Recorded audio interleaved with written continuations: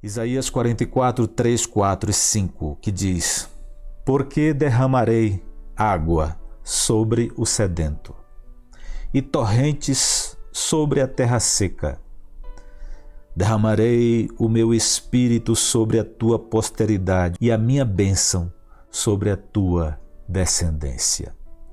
A Bíblia usa sinônimos para reforçar o que Deus quer fazer. Eles quem? Os teus descendentes, os integrantes da tua família.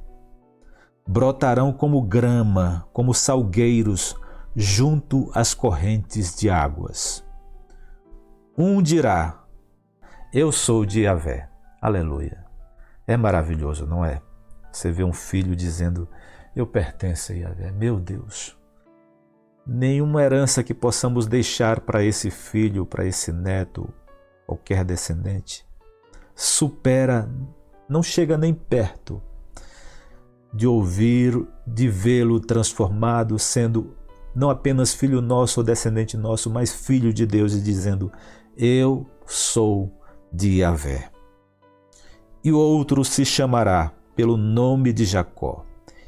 E aquele outro escreverá na própria mão: eu sou de Yahvé.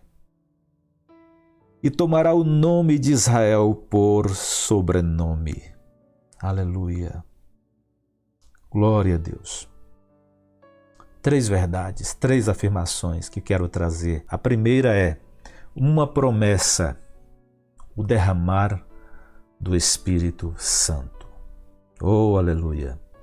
Segundo, uma promessa para um tipo de pessoa: o sedento. Você tem sede? 3, uma promessa para você e a sua descendência, a sua prole. Primeiro ponto, então, uma promessa ao derramar do Espírito Santo. Deus quer derramar do seu Espírito sem medida, sem limite. E esse texto, embora se refira de uma forma imediata, numa primeira instância, ao povo de Israel, é claro que se aplica a nós. Toda a Escritura é divinamente inspirada e proveitosa para nos ensinar. Deus quer derramar sobre nós, sem medida ou limites, o seu Espírito, nos encher até transbordar. Saindo do Antigo Testamento, de Isaías, nesse texto 44, 3, 4 e 5, para o Novo Testamento, nos deparamos com o livro de Atos, com o dia de Pentecostes, onde Pedro se levanta depois daquele evento forte que enche toda a casa, e todos são cheios do Espírito Santo e começam a falar noutras línguas conforme o Espírito lhes concedia que falassem. E as pessoas não entendem, as que estão fora do derramar não entendem, mas estão visualizando. E Pedro então faz uma referência a Joel no capítulo 2, versículo a partir do 28, que é uma promessa do derramar do Espírito, que ultrapassa limites. E aí você já percebe que vai muito além desse contexto específico a respeito de Israel. A promessa de Joel 2:28 há de ser que nos últimos dias derramarei do meu Espírito sobre toda a carne. Vossos filhos e vossas filhas profetizarão, vossos jovens terão visões, os velhos sonharão sonhos, e até sobre os servos e as minhas servas, naqueles dias, derramarei do meu Espírito. Ou seja, ultrapassa limites, porque inclui homem, mas também inclui a mulher.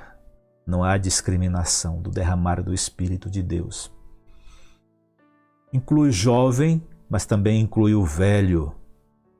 Inclui patrões, embora esteja implícito, e empregados. Ao falar até sobre os servos, significa sobre aquelas pessoas que trabalham como serviçais. Os empregados, naquele tempo, os escravos, os servos, até aqueles que nem calçados tinham para colocar nos pés.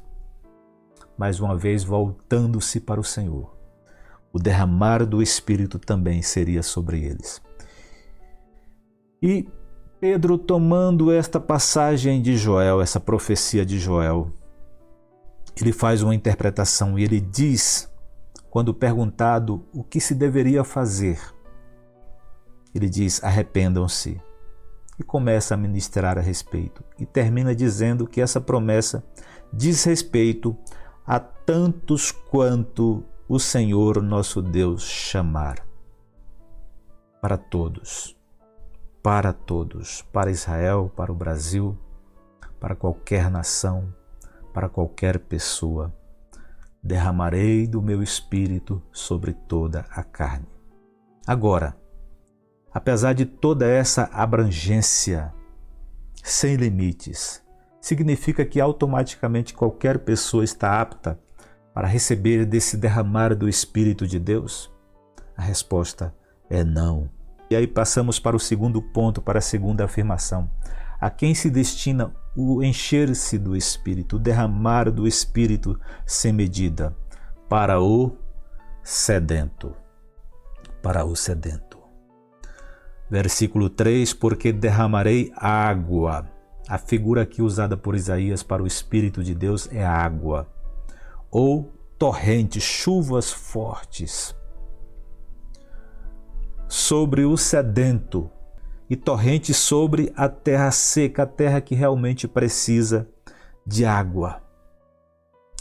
O salmista Davi disse, assim como o cervo brama, o animal brama pelas correntes das águas.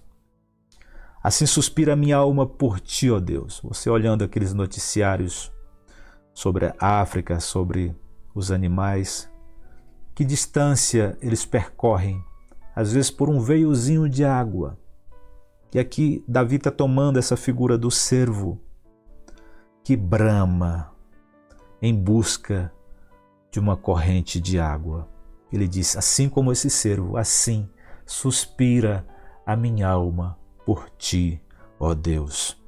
A minha alma tem sede de Deus, disse Davi, do Deus vivo. Eis aí o ponto de virada. É ter sede. E ele diz, quando entrarei e me apresentarei ante a face de Deus. É aquele que tem sede e vai à fonte para saciar a sua sede. E novamente, passando do Antigo Testamento para o Novo Testamento, vemos Jesus conforme João, o Evangelho de João, no capítulo 7, versículo 37 a 39. No último grande dia da festa, era a festa dos tabernáculos. Estava se encerrando o último dia. Jesus aproveita aquele momento, utilizando-se de uma figura muito usual nesse último dia, põe-se em pé e grita. Embora você leia a expressão clamar, bradar, é gritar mesmo. É o Deus vivo, encarnado, dando ao homem a oportunidade, uma chance única, gritando, quem tem sede, venha a mim e beba. Quem crê em mim, como diz as Escrituras, rios de águas vivas fluirão ou correrão do seu interior, do seu ventre. E ele disse isso a respeito do Espírito que havia de receber aqueles que crescem nele. Então, a sua sede, se você tem sede de Deus, se você tem sede de receber esse selo, essa autenticação de Deus que vem sem medida, que vem como um derramar, como uma chuva, que enche e faz transbordar. Porque o presente de Deus é sempre esse, sem medida, o transbordar. Se você tem sede, precisa ir a Jesus. Precisa ir urgentemente a Jesus e recebê-lo como Senhor e Salvador da sua vida e assim tornar-se filho de Deus. Ao ir a Jesus, eu devo recebê-lo. E João, no capítulo 1, versículo 12, diz, mas a todos quanto o receberam, receberam a Jesus, deu-lhes o poder, deu-lhes a autoridade, a prerrogativa, o direito legal e real de serem filhos de Deus, a saber, os que creem no seu nome. Ao abraçar Jesus, ao recebê-lo como Senhor e Salvador, ao deixar que Ele entre na sua vida, aí você se torna apto para receber o presente por excelência de Deus, que é o derramar do seu Espírito. E aí você pode dizer, mas afinal, qual é o melhor presente? O Espírito Santo ou Jesus? O melhor presente, a grande dádiva de Deus é Jesus, é claro. Mas é a figura, a pessoa do Espírito Santo que torna Jesus real em nós. Ele é o selo que nos autentica como filhos de Deus. Paulo disse, se alguém não tem o Espírito de Cristo, este tal não é dele. E foi o próprio Jesus que disse, eu vou e rogarei ao Pai e ele vos dará o Consolador para estar convosco e em vós. O Espírito Santo. O Pai Celestial tem para os seus filhos, para aqueles que abraçaram Jesus, o melhor presente, o seu Espírito Santo. Mateus, no capítulo 7, versículos 9 a 11, diz, se um filho, note a palavra, pedir um pão a seu pai, porventura vai lhe dar uma pedra? Se lhe pedir um ovo, vai lhe dar um escorpião? Se lhe pedir um peixe, vai lhe dar em lugar de peixe uma serpente? É claro que não. Eu sou imperfeito e eu quero o melhor para os meus filhos. O melhor. E ele diz então, Jesus, se vocês sendo imperfeitos ou maus, sabem dar coisas boas aos vossos filhos, muito mais o Pai Celestial dará o Espírito Santo àqueles que lhe o pedirem. Você tem sede? Volto a perguntar. Terceiro ponto, uma promessa para você e a sua descendência. Deus não quer que apenas você experimente dessa dádiva sem igual, singular da sua parte. O selo que o autentica como filho de Deus. Deus quer ver isso sobre você e sobre os seus, sobre você e sobre a sua família. No versículo 3, 4 e 5, nós lemos, volto a repetir, porque derramarei água sobre o sedento e torrentes sobre a terra seca. Derramarei o meu espírito sobre a tua posteridade e a minha bênção sobre a tua descendência. Eles, aqueles que integram a tua posteridade, os teus descendentes, brotarão como grama, como salgueiros junto às correntes de águas. Um dirá, eu sou de Yahvé. O outro se chamará pelo nome de Jacó, e aquele outro escreverá na própria mão, eu sou do Senhor, e tomará o nome de Israel por sobrenome. Aleluia! Manifestações várias, mas olhar para os nossos descendentes, cada um com as suas características próprias, sua personalidade, mas cada um da sua forma dizendo, eu pertenço a Yahvé. Não há coisa melhor, volto a repetir o que eu disse no início. Não há nada que possamos deixar de herança, que possa chegar minimamente perto de ver um descendente, um familiar nosso dizendo, como nós, eu sou filho de Deus. Eu pertenço a Yahvé.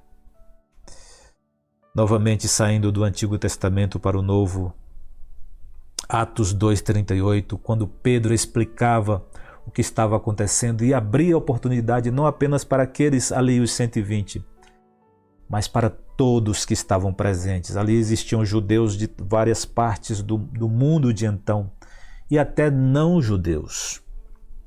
E a palavra de Pedro foi, arrependam-se e cada um de vós seja batizado em nome de Jesus Cristo para perdão dos pecados e recebereis o dom do Espírito Santo, porque a promessa vos diz respeito a vós e a vossos filhos, e a todos quantos que estão longe, e a tantos quantos nosso Senhor Deus chamar. Então diz respeito a vocês e aos descendentes de vocês, aos que estão longe e àqueles, qualquer um, a quem Deus fizer uma oferta, um convite. Como não sou da linha calvinista, entendo, tenho absoluta convicção que esse convite é aberto para todos. Como fez Jesus? Quem tem sede, venha a mim e beba. Essa promessa diz respeito a todos aqueles a quem o Senhor faz o convite, a quem Ele chama, e Ele chama a todos. É da vontade de Deus que todos cheguem ao pleno conhecimento da verdade. E esse pleno conhecimento vem em conhecer Jesus e receber do seu Espírito.